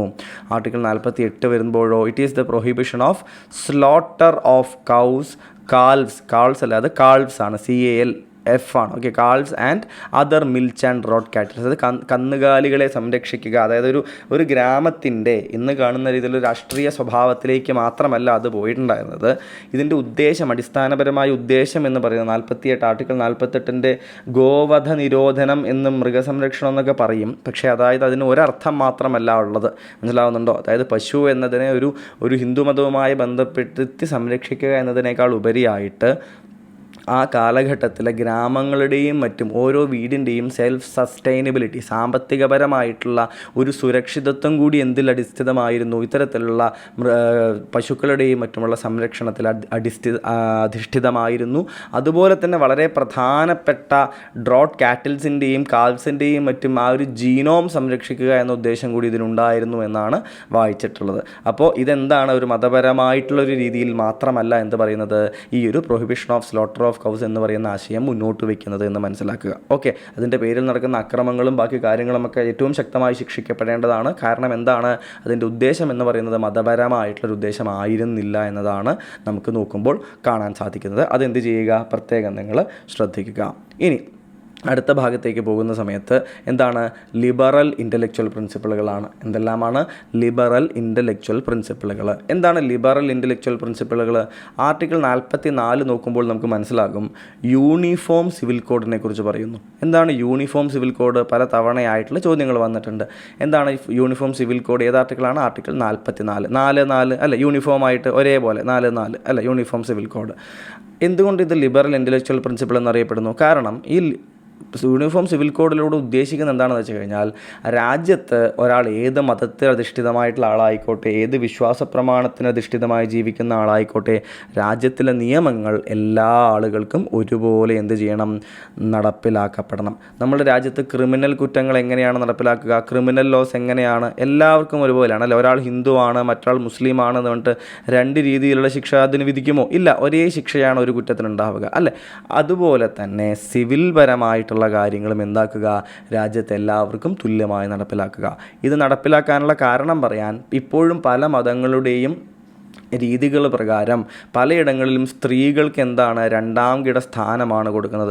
അത് വിവാഹത്തിൻ്റെ കാര്യത്തിലാകട്ടെ, വിവാഹമോചനത്തിൻ്റെ കാര്യത്തിലാകട്ടെ, അതിനുശേഷം സ്വത്തുക്കൾ പിതാവിൻ്റെയോ അല്ലെങ്കിൽ കുടുംബത്തിൽ അച്ഛൻ്റെയോ അമ്മയുടെയോ കയ്യിൽ നിന്നുള്ള സ്വത്തുക്കൾ കിട്ടുന്ന സമയത്താകട്ടെ, എല്ലാ സമയങ്ങളിലും സ്ത്രീകൾ പലപ്പോഴും എങ്ങനെയാണ്, അവർക്ക് വളരെ കുറവ് മാത്രം പരിഗണനയാണ് ലഭിച്ചിരിക്കുന്നത്. അപ്പോൾ ഇത്തരം ആശയങ്ങൾ എന്ത് ചെയ്യുക, മറികടക്കുക എന്ന രീതിയിലാണ് ഭരണഘടനയുടെ സൃഷ്ടാക്കൾ ഒരു യൂണിഫോം സിവിൽ കോഡ് നടപ്പിലാക്കാനായിട്ട് ശ്രമിക്കണമെന്ന് ആർട്ടിക്കിൾ 44 പരാമർശിച്ചത്. മനസ്സിലാവുന്നുണ്ടോ? കുറേ വർഷങ്ങൾ കഴിയുമ്പോൾ ആ കാലഘട്ടത്തിൽ നിലനിന്നിരുന്ന രീതിയിലുള്ള മതപരമായ വെറുകളെല്ലാം അവസാനിച്ചു കൊള്ളുമെന്നും ഇന്ത്യയിൽ എല്ലാവരും പരസ്പരം സാഹോദര്യത്തോടു കഴിയുന്ന നാളുകളിലേക്ക് എത്തുമെന്നും ആ സമയത്ത് വളരെ എളുപ്പത്തിൽ യൂണിഫോം സിവിൽ കോഡ് നടപ്പിലാക്കാൻ സാധിക്കുമെന്നുമൊക്കെ ആയിരിക്കാം ഒരുപക്ഷെ നമ്മളുടെ ഭരണഘടന നിർമ്മിച്ച ആളുകൾ കരുതിയിട്ടുണ്ടാവുക അല്ലേ? ഇനി ആർട്ടിക്കിൾ 45 എന്താണെന്ന് നോക്കൂ. ഇത് എപ്പോഴാണ് ഉൾപ്പെടുത്തിയത്? ഇതിലൊരു മാറ്റം വരുത്തി ഉൾപ്പെടുത്തിയതാണ് അല്ലേ? റൈറ്റ് ടു എഡ്യൂക്കേഷൻ ഉൾപ്പെടുത്തിയ സമയത്ത് എന്ത് പറയുകയാണ്, ഇവിടുത്തെ ഒരു ആർട്ടിക്കിൾ മാറ്റുകയാണ്. എങ്ങനെ? Early childhood care and education for children below 6 years old. അതുവരെ എന്താ പറഞ്ഞിട്ടുണ്ടായിരുന്നത്? ഈ 45 എന്താ പറഞ്ഞിട്ടുണ്ടായിരുന്നറിയോ? റൈറ്റ് ടു എഡ്യൂക്കേഷൻ പാസ്സാക്കുന്നത് വരെ, അതായത് ആർട്ടിക്കിൾ 21A ഉൾപ്പെടുത്തും അല്ലേ? എഡ്യൂക്കേഷൻ എന്ന് പറയുന്നത് എങ്ങനെയാണ്, ഒരു മൗലിക അവകാശമായിട്ട് ഉൾപ്പെടുത്തും. അതിനു മുൻപ് വരെ ഇവിടെ പറഞ്ഞിട്ടുണ്ടായിരുന്നത് എന്താണ്, എല്ലാവർക്കും ഫ്രീ ആൻഡ് കമ്പൽസറി എഡ്യൂക്കേഷൻ 6 മുതൽ 14 വയസ്സ് വരെയുള്ള കുട്ടികൾക്ക് കൊടുക്കണം എന്നാണ് ഇവിടെ പറഞ്ഞിട്ടുണ്ടായിരുന്നത്. അതെന്തായി മാറി? ഒരു ഫണ്ടമെൻ്റൽ റൈറ്റ് ആയിട്ട് മാറിയപ്പോൾ ഇവിടെ ഒരു ഡയറക്റ്റീവ് പ്രിൻസിപ്പിൾ പോലെ എന്ത് വന്നു, 6 വയസ്സ് മുതൽ 14 വയസ്സ് വരെയുള്ള കുട്ടികളുടെ കാര്യമല്ലേ ഫണ്ടമെൻ്റൽ റൈറ്റ്സിൽ നിർബന്ധമായും വിദ്യാഭ്യാസം കൊടുക്കണമെന്ന് പറഞ്ഞിരിക്കുന്നത്. അപ്പോൾ 6 വയസ്സ് വരെ എന്ത് ചെയ്യണമെന്ന് ഇവിടെ ഇപ്പോൾ പറയുകയാണ്. എന്താണ്? ഏർലി ചൈൽഡ്ഹുഡ് കെയർ കൊടുക്കണം അല്ലേ? ഒരു കുട്ടിക്ക് ആവശ്യമായിട്ടുള്ള ഏർലി ചൈൽഡ്ഹുഡ് കെയർ കൊടുക്കുക, ആവശ്യമായിട്ടുള്ള ആ കാലഘട്ടത്തിന് മുൻപ് ആവശ്യമായിട്ടുള്ളൊരു എഡ്യൂക്കേഷൻ എന്ത് ചെയ്യുക, 6 വയസ്സ് വരെ എന്ത് ചെയ്യുക, കുട്ടികൾക്ക് നൽകുക എന്ന് എന്ത് ചെയ്യുകയാണ്, ഇവിടെ പറയുകയാണ്. ഇനി അതിനുശേഷം നോക്കൂ, ആർട്ടിക്കിൾ 48 ആർട്ടിക്കിൾ 48 എന്താ പറയുന്നത്? ആർട്ടിക്കിൾ 48 പറയുന്ന കാര്യം എന്താണെന്ന് നോക്കിക്കഴിഞ്ഞാൽ നിങ്ങൾക്ക് മനസ്സിലാകും. ശ്രദ്ധിച്ച് വായിച്ചു നോക്കൂ. ആർട്ടിക്കിൾ 48 എന്താണെന്ന്? Agriculture and animal husbandry in modern lines. അതായത് നമ്മൾ കൃഷിയിലും അതുപോലെ തന്നെ എന്താ പറയുക, കാറ്റിൽസിൻ്റെ അല്ലേ, അതായത് എന്താ പറയുക, അനിമൽ ഹസ്ബൻഡറിയിലൊക്കെ പണ്ട് മുതലേ ശ്രദ്ധിച്ചിരുന്ന ഒരു രാജ്യം തന്നെയാണ് നമ്മുടേത്. പക്ഷേ എന്താണ് നമ്മൾ ശ്രദ്ധിക്കേണ്ടത്? മോഡേൺ ലൈൻസിൽ അല്ലേ. ഇതെന്താണ്? ലിബറൽ ഇൻ്റലക്ച്വൽ പ്രിൻസിപ്പിളാണ്, പുതിയ കാലഘട്ടത്തിനനുസരിച്ചുള്ള പ്രിൻസിപ്പിളുകൾ. അപ്പോൾ മോഡേൺ ലൈനിൽ എന്ത് ചെയ്യുക, അഗ്രികൾച്ചറിനെയും അനിമൽ ഹസ്ബൻഡറിയെയും മാറ്റുക എന്ന് പറയുന്നു. 48A എന്ന് പറയുന്നു, protection of the environment, forest and wild life. ഇത് പ്രത്യേകം ശ്രദ്ധിക്കുക. ഇത് എന്ത് ചെയ്യും, ചിലപ്പോൾ ഒരു ഫണ്ടമെൻ്റൽ ഡ്യൂട്ടിയുമായിട്ട് നിങ്ങൾ ചിലപ്പോൾ മാറും. മനസ്സിലാവുന്നുണ്ടോ? ഫണ്ടമെൻ്റൽ ഡ്യൂട്ടിയുടെ സ്ഥലത്ത് എന്ത് വരുന്നുണ്ട്? ഇതുപോലെ കായലുകൾ, വനങ്ങൾ, തടാകങ്ങൾ, പുഴകൾ, വന്യജീവി സങ്കേതങ്ങൾ അവയൊക്കെ സംരക്ഷിക്കണമെന്നും എല്ലാ ജീവികളോടും അനുകമ്പ പുലർത്തണമെന്നും പറയുന്നൊരു ഫണ്ടമെൻ്റൽ ഡ്യൂട്ടി നമുക്ക് പഠിക്കാനായിട്ട് വരുന്നുണ്ട്. മനസ്സിലാവുന്നുണ്ടോ? അതും ആർട്ടിക്കിൾ 48A എന്ന് പറയുന്ന ഈ DPSPs നമ്മൾ കൺഫ്യൂസ് ചെയ്യരുത്. ഇവിടെ എന്താ പറയുന്നത്? Protection of environment, forest and wild life എന്ന് പറയുന്നു. അവിടെ എന്താണ് കുറച്ചൊരു വലുതാണ്. പരിസ്ഥിതി പ്രദേശങ്ങൾ ഏതാണ്? ഫോറസ്റ്റുകൾ, ലേക്സ്, റിവേഴ്സ്, അതുപോലെ തന്നെ വന്യജീവി സങ്കേതങ്ങളെക്കുറിച്ച് ഇവയൊക്കെ സംരക്ഷിക്കണം. അതുപോലെ തന്നെ തൻ്റെ സഹജീവികളോട് എന്ത് വേണം? അനുകമ്പ പുലർത്തണം എന്നൊക്കെ പറയുന്നതാണ് ഒരു ഫണ്ടമെൻ്റൽ ഡ്യൂട്ടി എന്ന് എന്ത് ചെയ്യുക? നിങ്ങൾ മനസ്സിലാക്കുക. ഫണ്ടമെൻ്റൽ ഡ്യൂട്ടീസിലെ നിങ്ങൾ നോക്കുകയാണെങ്കിൽ ഇങ്ങനെയാണ് പറയുന്നത്. മനസ്സിലാവുന്നുണ്ടോ? നേരത്തെ പറഞ്ഞ കായലുകൾ ഉൾപ്പെടെ. അവിടുത്തെ ഒരു വ്യത്യാസം നിങ്ങൾ ആലോചിക്കുക. ലേക്സ് എന്ന് വരുന്നുണ്ടോ എന്ന് നോക്കുക. എന്ത് വരുന്നുണ്ടോ നോക്കുക? ലേക്സ്, കായൽ വരുന്നുണ്ടെന്നുണ്ടെങ്കിൽ അതെന്താണ്? ഫണ്ടമെൻ്റൽ ഡ്യൂട്ടിയാണെന്ന് ആലോചിക്കുക. ഒരു എളുപ്പ വഴി അതാണ്. ബാക്കിയൊക്കെ ചിലപ്പോൾ കൺഫ്യൂഷൻ ആവും. ഇവിടെയും വനങ്ങളുണ്ട്, ഒരു എന്താ പറയുക, വൈൽഡ് ലൈഫ് എന്നിവിടെ പറയുന്നുണ്ട്, അവിടെയും വന്യജീവി സങ്കേതങ്ങൾ എന്നൊക്കെ പറയുന്നുണ്ട്. പക്ഷേ തടാകങ്ങളും പുഴകളും എന്ന് എവിടെയാണ് പറയുന്നത്? അത് ഫണ്ടമെൻ്റൽ ഡ്യൂട്ടിയിലാണ് പറയുന്നത്. അപ്പോൾ ഫണ്ടമെൻ്റൽ ഡ്യൂട്ടിയിലെ 51A ആർട്ടിക്കിളിലെ ജിയിൽ എന്ത് പറയുന്നുണ്ട്? ഈ രീതിയിൽ തടാകങ്ങൾ, പുഴകൾ, വനങ്ങൾ, വന്യജീവി സങ്കേതങ്ങൾ എന്നിവയൊക്കെ സംരക്ഷിക്കേണ്ടതിൻ്റെ ഡ്യൂട്ടിയെക്കുറിച്ച് പറയുന്നുണ്ട്. അപ്പോൾ 48Aയും ഫണ്ടമെൻ്റൽ ഡ്യൂട്ടിയിലെ ജിയും തമ്മിൽ എന്ത് ചെയ്യരുത്? അങ്ങോട്ടും ഇങ്ങോട്ടും മാറിപ്പോകരുത്. ഒരുപാട് പേർക്ക് മാറിപ്പോവാറുണ്ട്. അതുകൊണ്ടാണ് പ്രത്യേകം എടുത്ത് പറയുന്നത്. ലേക്സ്, റിവേഴ്സ് എന്നത് ആലോചിക്കുക. അതെവിടെയാണ്? ഫണ്ടമെൻ്റൽ ഡ്യൂട്ടിയിലാണ് വരുന്നത്, ഇവിടെയല്ല. ഓക്കെ ആണല്ലോ? മറക്കരുത്. ഇനി ആർട്ടിക്കിൾ 49 പോവുകയാണ് നമ്മൾ. ആർട്ടിക്കിൾ 49 പോകുമ്പോൾ നമുക്ക് എന്താണ് സുഹൃത്തുക്കളെ കാണാൻ സാധിക്കുന്നത്? അവിടെ പറയുന്നു, to protect the monuments, places and objects of artistic or historic interest which are declared to be national importance. ദേശീയ പ്രാധാന്യമുള്ള മോണ്യുമെൻറ്റുകൾ, സ്ഥലങ്ങൾ, അല്ലെങ്കിൽ വിവിധങ്ങളായിട്ടുള്ള ഒബ്ജക്റ്റുകൾ, കലാപരമായിട്ടുള്ള വസ്തുക്കൾ, ചരിത്രപരമായ ഇമ്പോർട്ടൻസ് ഉള്ള സ്ഥലങ്ങൾ, വസ്തുക്കൾ, ഇവയെല്ലാം സംരക്ഷിക്കുക എന്നുള്ളത് എന്താണ്? നമ്മുടെ ഒരു ദൗത്യമാണ്. മനസ്സിലാവുണ്ടോ നിങ്ങൾക്ക്? അപ്പോൾ പ്രധാനപ്പെട്ട എന്താ പറയുക? മോണ്യുമെൻറ്റുകൾ, പ്ലേസുകൾ, ആർട്ടിസ്റ്റിക്, ഹിസ്റ്റോറിക് ആയിട്ടുള്ള രീതിയിലുള്ള എന്താ പറയുന്നത്? ഇമ്പോർട്ടൻസ് ഉള്ള സ്ഥലങ്ങൾ, ഇവയൊക്കെ സംരക്ഷിക്കുക എന്നത് എന്താണ്? നമ്മളുടെ ഒരു പ്രധാനപ്പെട്ട ദൗത്യമാണ് എന്ന് നിങ്ങൾ മനസ്സിലാക്കുക. ഇനി ആർട്ടിക്കിൾ 50 എന്താണെന്ന് നോക്കൂ. 50 പറയുന്നു, to separate the judiciary from the executive in the public services of the state. അല്ലേ? ജുഡീഷ്യറിയും എക്സിക്യൂട്ടീവും എങ്ങനെയായിരിക്കണം? രണ്ടായിരിക്കണം. അല്ലേ? എക്സിക്യൂട്ടീവ് തന്നെ ജുഡീഷ്യറി ആവാൻ സാധിക്കുമോ? പണ്ട് അങ്ങനെ ഉണ്ടായിരുന്നു. അല്ലേ? അങ്ങനെ സാധിക്കുമോ? അത് ശരിയായൊരു നടപടിയല്ല. അതെന്താണ്? ഒരു ലിബറൽ, ഇൻ്റലക്ച്വൽ, മോഡേൺ ലൈൻസിലുള്ള ഒരു ആശയമാണ് to separate the judiciary from the executive എന്ന് പറയുന്നത്. ആർട്ടിക്കിൾ 51 എന്ത് പറയുന്നു? To promote international peace and security. അല്ലേ? ഇൻ്റർനാഷണൽ ലെവലിലുള്ള എന്ത് സംരക്ഷിക്കുക? അന്താരാഷ്ട്ര തലത്തിലുള്ള സമാധാനത്തിന് വേണ്ടിയിട്ടും സുരക്ഷയ്ക്ക് വേണ്ടിയിട്ടും എന്ത് ചെയ്യുക? ഉള്ള പ്രവർത്തികൾ നടത്തുക. മനസ്സിലാകുന്നുണ്ടോ? ഈ കാര്യം എന്ത് ചെയ്യുക? പ്രത്യേകം നിങ്ങൾ ആലോചിക്കാൻ നോക്കുക. അപ്പോൾ to promote international peace and security എന്ന് പറയുന്നത് ഏതാണ്? അത് DPSPസിൻ്റെ ഭാഗമാണ്. Protection of environment, forest and wildlife എന്താണ്? DPSPസിൻ്റെ ഭാഗമാണ്. പ്രത്യേകം ഓർക്കുക. ഫണ്ടമെൻ്റൽ ഡ്യൂട്ടികളുമായിട്ട് എന്ത് ചെയ്യരുത്? നിങ്ങൾ പരസ്പരം രണ്ടും കൂടിയിട്ട് മാറിപ്പോകരുത്. ഓക്കെ ആണല്ലോ? പ്രശ്നങ്ങളൊന്നും ഇല്ലെന്ന് വിചാരിക്കുന്നു. അടുത്ത ഭാഗത്തേക്ക് നമ്മൾ കിടക്കുകയാണ്. എന്താണ് അടുത്ത ഭാഗം? ഈ DPSPs എത്ര തവണ അമെൻഡ് ചെയ്തു എന്ന് നിങ്ങൾ മനസ്സിലാക്കുക. 4 തവണയാണ് DPSPസിൽ അമെൻമെൻറ്റ് നടന്നിട്ടുള്ളത്. മനസ്സിലാകുന്നുണ്ടോ? 4 തവണ അമെൻമെൻറ്റുകൾ നടന്നു. ആദ്യത്തെ അമെൻമെൻറ്റുകൾ 42ാമത് ഭരണഘടനാ ഭേദഗതി എന്ത് പേരിലാണ് അറിയപ്പെടുന്നത്? മിനി കോൺസ്റ്റിറ്റ്യൂഷൻ എന്നറിയപ്പെടുന്ന 42ാമത് ഭരണഘടനാ ഭേദഗതിയിലൂടെ 4 DPSPs, നമ്മൾ ഈക്വൽ പേ എന്നൊക്കെ പണ്ട് കുറച്ച് കാര്യങ്ങളൊക്കെ പറഞ്ഞില്ലേ, അത്തരത്തിലുള്ള 4 പുതിയ DPSPs എന്ത് ചെയ്യുകയാണ്? ഉൾപ്പെടുത്തപ്പെടുകയാണ് 42ാമത് ഭരണഘടനാ ഭേദഗതിയിലൂടെ, മിനി കോൺസ്റ്റിറ്റ്യൂഷനിലൂടെ. അതിനുശേഷം 44ാമത് ഭരണഘടനാ ഭേദഗതിയിലൂടെ ആർട്ടിക്കിൾ 38 എന്ത് ചെയ്യുകയാണ്? ആഡ് ചെയ്യപ്പെടുകയാണ്. ആർട്ടിക്കിൾ 38 എന്ത് ചെയ്യുകയാണ്? ആഡ് ചെയ്യപ്പെടുകയാണ്. ഇതിലൂടെ 44ാമത്തെ ഭരണഘടനാ ഭേദഗതിയിലൂടെ. പിന്നീട് 86ാമത് ഭരണഘടനാ ഭേദഗതി വരുന്നു 2002. അതിലൂടെ എന്ത് ചെയ്യുകയാണ്? നമ്മൾ നേരത്തെ പറഞ്ഞു അല്ലേ, ആർട്ടിക്കിൾ 45 മാറ്റം വരുത്തി. എന്ത് വന്നു? Early childhood care for children below 6 years എന്നാക്കി. അല്ലേ? 6 മുതൽ 14 വയസ്സ് വരെയുള്ള കുട്ടികൾക്ക് ഫ്രീ ആൻഡ് കമ്പൽസറി എഡ്യൂക്കേഷൻ എന്നതൊരു ഫണ്ടമെൻ്റൽ റൈറ്റായി മാറിയതോടുകൂടിയിട്ട് ഈ 6 വയസ്സിനും താഴെയുള്ള കുട്ടികൾക്ക് ആവശ്യമായിട്ടുള്ള ചൈൽഡ്ഹുഡ് കെയറും എഡ്യൂക്കേഷനും കൊടുക്കുക എന്നത് എന്തായി മാറി? DPSP പീസിൻ്റെ ഭാഗമായി 86ാമത് ഭരണഘടനാ ഭേദഗതി. ശേഷം അവസാനമായിട്ട് 97ാമത് ഭരണഘടനാ ഭേദഗതി 2011 നടക്കുകയും അതിലൂടെ ആർട്ടിക്കിൾ 43B ഉൾപ്പെടുത്തിയിട്ട് കോപ്പറേറ്റീവ് സൊസൈറ്റീസ് എന്താക്കി മാറി, അവയെ എന്ത് ചെയ്യുക, പ്രൊമോട്ട് ചെയ്യുക എന്നതൊരു DPSPs ആയി മാറി. ഫണ്ടമെൻ്റൽ റൈറ്റ്സിൽ നോക്കുകയാണെങ്കിലോ ആർട്ടിക്കിൾ 19 എന്ത് ഉൾപ്പെടുത്തി, കോപ്പറേറ്റീവ് സൊസൈറ്റീസ് രൂപീകരിക്കുക എന്നുള്ളതൊരു മൗലിക അവകാശമായിട്ട് ഫണ്ടമെൻ്റൽ റൈറ്റായിട്ട് മാറുകയും ചെയ്തു അല്ലേ. ഇത്രയും കാര്യങ്ങൾ എന്ത് ചെയ്യുക, ഓർത്തിരിക്കുക. അപ്പോൾ ആകെ 4 തവണ എന്ത് ചെയ്തിട്ടുണ്ട്, നമ്മളുടെ DPSPs അമെൻഡ് ചെയ്യപ്പെട്ടിട്ടുണ്ട്. ആദ്യം 42ാമത് ഭരണഘടനാ ഭേദഗതി, പിന്നെ 44ാമത് ഭരണഘടനാ ഭേദഗതി, പിന്നെ 86ാമത് ഭരണഘടനാ ഭേദഗതി, പിന്നീട് 97ാമത് ഭരണഘടനാ ഭേദഗതി. നിങ്ങൾക്ക് ഇന്നുള്ള ജോലി എന്താണെന്ന് വെച്ച് കഴിഞ്ഞാൽ, നിങ്ങളുടെ ജോലി ഇതാണ്: 42ാമത് ഭരണഘടനാ ഭേദഗതിയിലൂടെ ഉൾപ്പെടുത്തിയ 4 DPSPs ഏതെല്ലാമാണ് എന്നും 44ാമത് ഭരണഘടനാ ഭേദഗതിയിൽ ഉൾപ്പെടുത്തിയ 38ാമത് എന്താണെന്ന് നമ്മൾ ഓൾറെഡി ചർച്ച ചെയ്തിട്ടുണ്ട്. അതൊന്നും എന്ത് ചെയ്യുക, പോയിട്ട് റിവൈസ് ചെയ്ത് മനസ്സിലാക്കുക. അമെൻമെൻറ്റിലൂടെ ഉൾപ്പെടുത്തിയത് കാരണം ഇവയുടെ അടിസ്ഥാനത്തിൽ ചോദ്യം വന്നാൽ നിങ്ങൾക്ക് എന്ത് ചെയ്യാനായിട്ട് കഴിയണം, ഉത്തരം എഴുതാനായിട്ട് കഴിയണം. ഓക്കെ ആണോ? അപ്പോൾ ഇവയാണ് എന്ത് DPSPസിൻ്റെ കാര്യത്തിൽ നമ്മൾ നോക്കുകയാണ് എന്നുണ്ടെങ്കിൽ നടന്നിട്ടുള്ള അമെൻമെൻറ്റുകൾ. So totally 4 times DPSPs were amended or added or whatever, amend ചെയ്യപ്പെട്ടു അല്ലേ. അഡീഷൻ ആവാം, ഡിലീഷൻ ആവാം, എന്താവാം, ഇത്തരത്തിലുള്ള കാര്യങ്ങളായിരിക്കാം. അത് എന്ത് ചെയ്തു, നടപ്പിലാക്കപ്പെടുകയാണ്. അതെന്ത് ചെയ്യുക, കൃത്യമായിട്ട് ഓർത്തിരിക്കുക. 42nd constitutional amendment, 44th constitutional amendment, 86th constitutional amendment, 97th constitutional amendment. ഈ അമെൻമെൻറ്റുകളെല്ലാം ഇമ്പോർട്ടൻ്റ് ആണ്. നമ്മളുടെ പൊളിറ്റിക്കൽ കോൺസ്റ്റിറ്റ്യൂഷണൽ അമെൻമെൻറ്റ്, പ്രധാനപ്പെട്ട കോൺസ്റ്റിറ്റ്യൂഷണൽ അമെൻമെൻറ്റ് ആക്ടുകൾ എന്നത് ഒരു എന്തായിട്ട് തന്നെ തന്നിട്ടുണ്ട്, ഭാഗമായിട്ട് തന്നെ പഠിക്കാൻ തന്നിട്ടുണ്ട്.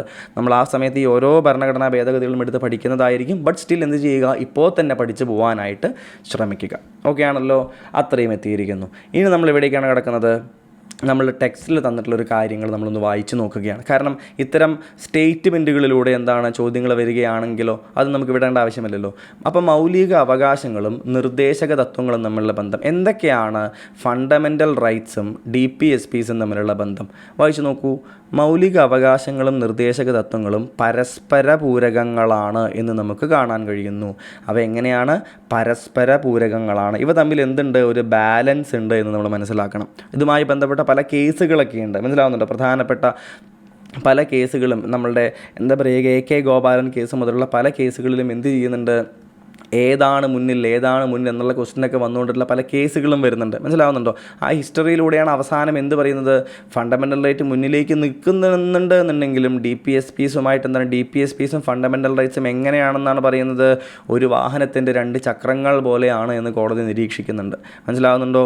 നോക്കൂ, പരസ്പര പൂരകങ്ങളാണ് എന്ന് നമുക്ക് കാണാൻ കഴിയുന്നു.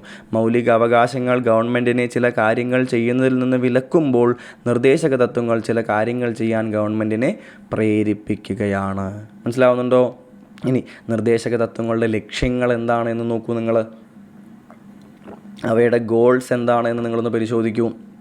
അപ്പോൾ ഇവയിൽ നിന്ന് എന്ത് വരാം, ചിലപ്പോൾ സ്റ്റേറ്റ്മെൻ്റ് ആയിട്ടുള്ള കാര്യങ്ങൾ ചോദിക്കാം അല്ലേ. നിർദ്ദേശക തത്വങ്ങൾ താഴെ തന്നിട്ടുള്ളവയിൽ എന്തൊക്കെയാണ് നിർദ്ദേശക തത്വങ്ങൾ കൊണ്ട് ഉദ്ദേശിക്കുന്നത് എന്ന് ചോദിച്ചാൽ നിങ്ങൾ ഇതിൽ നിന്ന് എന്ത് ചെയ്യണം, കൃത്യമായിട്ട് മനസ്സിലാക്കാൻ കഴിയണം. ജനക്ഷേമം, സാമൂഹിക സാമ്പത്തിക രാഷ്ട്രീയ നീതി പറഞ്ഞില്ലേ നമ്മളിതൊക്കെ, ജീവിത നിലവാരം മെച്ചപ്പെടുത്തൽ കണ്ടിരുന്നു നമ്മൾ അല്ലേ, വിഭവങ്ങളുടെ തുല്യ വിതരണം അല്ലേ, റിസോഴ്സുകൾ കൃത്യമായിട്ട് ഡിവൈഡ് ചെയ്യണമെന്ന് നമ്മൾ പറഞ്ഞിരുന്നില്ലേ, അന്തർദേശീയ സമാധാനം പരിപോഷിപ്പിക്കൽ പറഞ്ഞിരുന്നില്ലേ നമ്മൾ, എല്ലാം പറഞ്ഞിരുന്നു. ഇനി നയങ്ങൾ നോക്കൂ, ഏകീകൃത സിവിൽ കോഡ് പറഞ്ഞിരുന്നു, ലഹരി പാനീയങ്ങളുടെയും മറ്റും ഉപയോഗം നിരോധിക്കൽ പറഞ്ഞിരുന്നു, കുടിൽ വ്യവസായങ്ങളെ പരിപോഷിക്കൽ നമ്മൾ പറഞ്ഞിട്ടുണ്ടായിരുന്നില്ലേ കൃത്യമായിട്ട്. കുടിൽ വ്യവസായങ്ങളെക്കുറിച്ച് ഗാന്ധിയൻ പ്രിൻസിപ്പിളിൽ കോട്ടേജ് ഇൻഡസ്ട്രികളെക്കുറിച്ച് നമ്മൾ പറഞ്ഞിരുന്നില്ലേ. കുടിൽ വ്യവസായങ്ങൾ, ഉപയോഗമുള്ള കന്നുകാലികളുടെ കശാപ്പ് നിരോധിക്കുക അല്ലേ. ആർട്ടിക്കിൾ 48 നമ്മൾ എന്താണ്, മൃഗസംരക്ഷണം, ഗോവധ നിരോധനം എന്ന സ്ഥലത്ത് നമ്മൾ അതും കണ്ടിരുന്നു. നമ്മൾ പ്രത്യേകം എടുത്ത് പറഞ്ഞിരുന്നു. ഗ്രാമപഞ്ചായത്തുകളുടെ രൂപീകരണം അല്ലേ, ഗ്രാമപഞ്ചായത്തുകളുടെ രൂപീകരണം ആർട്ടിക്കിൾ 40 നമ്മൾ എന്ത് ചെയ്തിരുന്നു, ഗാന്ധിയൻ പ്രിൻസിപ്പിളുകളുടെ ഭാഗമായിട്ട് കണ്ടിട്ടുണ്ടായിരുന്നു. ഓർമ്മയുണ്ടല്ലോ? ഇവയെല്ലാം നമ്മളിപ്പോൾ പറഞ്ഞിട്ടുണ്ട്. ഇനി നോക്കൂ, ന്യായവാദാർഹമല്ലാത്ത അവകാശങ്ങളാണ്. നോൺ ജസ്റ്റീഷ്യബിൾ ആയിട്ടുള്ള ചില റൈറ്റുകളുമുണ്ട് അല്ലേ. എന്താണ്, മതിയായ ഉപജീവന മാർഗം ഒരാൾക്ക് ലഭ്യമാക്കണം. പറഞ്ഞിരുന്നു അല്ലേ. ഒരു ലിവിങ് വേജിൻ്റെ കാര്യങ്ങളും മറ്റും നമ്മൾ പറഞ്ഞിരുന്നു. പുരുഷനും സ്ത്രീക്കും തുല്യ ജോലിക്ക് തുല്യ വേതനം. ഇതെന്തല്ല, ഇത് ഫണ്ടമെൻ്റൽ റൈറ്റ് അല്ല, ഓർക്കണം. മനസ്സിലാവുന്നുണ്ടോ? ഇത് ഫണ്ടമെൻ്റൽ റൈറ്റ് അല്ല. അതുകൊണ്ടാണ് നോൺ ജസ്റ്റീഷ്യബിൾ ആയിട്ടുള്ള റൈറ്റുകളാണെന്ന് പറയുന്നത്. മനസ്സിലാവുന്നുണ്ടോ? സാമ്പത്തിക ചൂഷണത്തിനെതിരെയുള്ള അവകാശം, തൊഴിലിനുള്ള അവകാശം, ശിശുപരിപാലനവും 6 വയസ്സിന് താഴെ പ്രായമുള്ള കുട്ടികളുടെ വിദ്യാഭ്യാസവും. ഇതൊക്കെ എന്താണ് പറയുമ്പോൾ അവകാശങ്ങളാണ്. പക്ഷേ എങ്ങനത്തെ അവകാശങ്ങളാണ്? They are non justiciable. Fundamental right പോലെ നേരെ കോടതിയെ പോയി സമീപിച്ചിട്ട് ന്യായവാദത്തിനുള്ള അർഹത എന്തിനില്ല? ഇതിനില്ല എന്ന് നിങ്ങൾ മനസ്സിലാക്കുക. ഓക്കെ ആണോ? അപ്പോൾ ഈ രീതിയിൽ എന്ത് ചെയ്യുക? നിർദ്ദേശക തത്വങ്ങളെക്കുറിച്ചുള്ള ആശയങ്ങൾ കൃത്യമായിട്ട് എന്ത് ചെയ്യുക? നിങ്ങൾ പഠിച്ച് ഓർത്തു വയ്ക്കുന്നതിന് വേണ്ടിയിട്ട് ശ്രദ്ധിക്കുക. ഇനി വളരെ വേഗത്തിൽ എന്ത് നിങ്ങൾ ഓർക്കുക? എന്തെല്ലാമാണ് ഫണ്ടമെൻ്റൽ റൈറ്റ്സിൽ നിന്നും ഡയറക്റ്റീവ് പ്രിൻസിപ്പിളുകളെ വേറിട്ട് നിർത്തുന്നത് എന്നത് നിങ്ങൾ മനസ്സിലാക്കണം. എന്താണ് ഫണ്ടമെൻ്റൽ റൈറ്റ്സിൽ നിന്ന് ഡയറക്റ്റീവ് പ്രിൻസിപ്പിളുകളെ വേർതിരിച്ച് നിർത്തുന്നത് എന്തെല്ലാം ആശയങ്ങളാണ് എന്ന് മനസ്സിലാക്കുക. നമ്മളെല്ലാം ചർച്ച ചെയ്തിട്ടുള്ളതാണ്, ഒന്നുകൂടി നമ്മൾ കാണുകയാണ്. നോക്കൂ, ഫണ്ടമെൻ്റൽ റൈറ്റ്സ് എങ്ങനെയാണ്? They R negative in character. എന്തുകൊണ്ടാണ് നെഗറ്റീവ്? ഈ ഓരോ ചുവപ്പിച്ചിട്ടുള്ള വാക്കുകളും വളരെ വളരെ ശ്രദ്ധിച്ച് നിങ്ങൾ നോക്കണം. കാരണം എന്താണ്? ഈ ആശയങ്ങളുള്ള സ്റ്റേറ്റ്മെൻറ്റുകൾ വരാനുള്ള സാധ്യത വളരെ വളരെ കൂടുതലാണ്. മനസ്സിലാവുന്നുണ്ടോ? PSCയുടെ ഡിഗ്രി ലെവൽ എക്സാമുകളുടെ ഇപ്പോഴത്തെ രീതി നിങ്ങൾക്ക് അറിയാമെന്ന് ഞാൻ വിശ്വസിക്കുന്നു. എങ്ങനത്തെ ചോദ്യങ്ങളാണ് വരാറുള്ളത്? സ്റ്റേറ്റ്മെൻറ്റുകൾ ധാരാളമായിട്ട് വരാറുണ്ട്. നിങ്ങൾക്ക് ആശയം അറിയാമോ എന്നാണ് പരിശോധിക്കുന്നത്, കാണാതെ പഠിച്ചിട്ടുണ്ടോ എന്നല്ല പരിശോധിക്കുന്നത്.